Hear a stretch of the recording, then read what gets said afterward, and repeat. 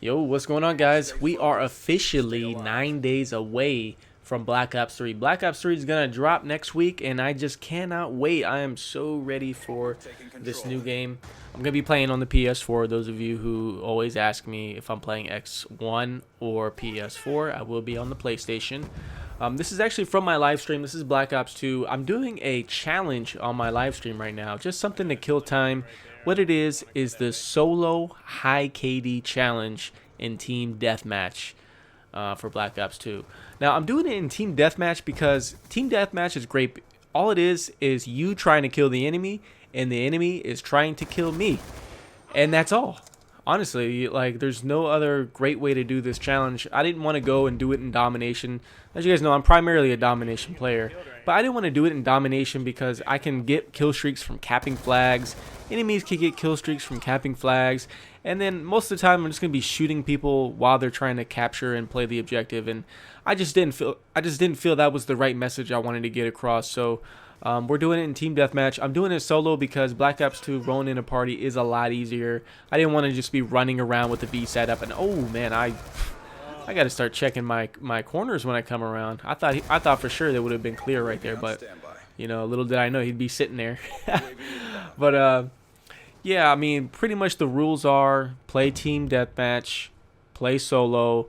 I cannot rage quit any game. So during the live stream, I have not quit out of a single match, whether I join in late or I join in, there's a party. The only way I will leave a game is if like I join in and I'm on like a 1 bar or 2 bar or something. I mean, that's just unfair and it's pretty ridiculous. It doesn't happen too often in Black Ops 2, but it is possible. So that's the only time I will leave a game, and I have not done that yet so far. As far as my progress, the first day I streamed up to level 18 or level 19. It took a while. It takes a while to level up in TDM, guys. Jeez. But the first day I actually got up to a 13 KD and a 4.7 win-loss. That was after the first day. It's pretty insane. I didn't expect it to be the KD to be that high. I actually got brought down to reality a little bit the next day. I just streamed again today. I took a day off, and I streamed a little later at night, and I noticed later at night there's actually a lot more teams that are rolling together, like a couple friends rolling in a party that are, you know, pretty good at the game. And that obviously makes it a lot harder, especially like if your teammates are constantly dying. You're more likely to run into 1 and 2 guys. Like in a situation like this, I'm more likely to have like 2 or 3 guys come sprinting down that hallway, and it really is difficult to kill them. But it does keep you on your toes. I will give it that. And right now, I currently sit a little under 8 KD, which is about where I said I'd be doing this. I predicted between 7 and 8 KD. It's just a matter of trying to hold that now at this point. I mean, it's really difficult. When I say this is a challenge, a lot of you guys saying, oh man, you're just sitting there camping. You think it's easy? Trust me. Go give it a go yourself. Go reset your stats and give it a go solo in team deathmatch. And I guarantee you are going to have a difficult time, especially in the low levels, because you don't really have any unlocks. I'm level 20. I want to say I'm level 28 or 29. I'm halfway to level 55, and the challenge is only up to level 55, so 1 to 55, and then that'll be the end of it. This is with the default class. I've only used the default class so far. The gun is basically the same through this whole entire thing. It's going to be the M27. I'm using red dot, and I believe the default has grip. So red dot and grip. And then I'm choosing the score streaks really low. Number one, I don't have anything unlocked. Like, I don't have VSAT or nothing like that. So we're just using a UAV, a hunter killer, and a lightning strike. Some days I'll change, or some games I will change the hunter killer for a sentry gun, and that does work out pretty good. But I find that using the hunter killer helps stop other enemies on streaks that they might get. So I mean, they could be on their way to their lightning strike, and I can buzz kill them potentially with my hunter killer, because it's pretty easy to get. You get a UAV, and then you get like 1 or 2 more kills, and then you have like this flying mini swarm.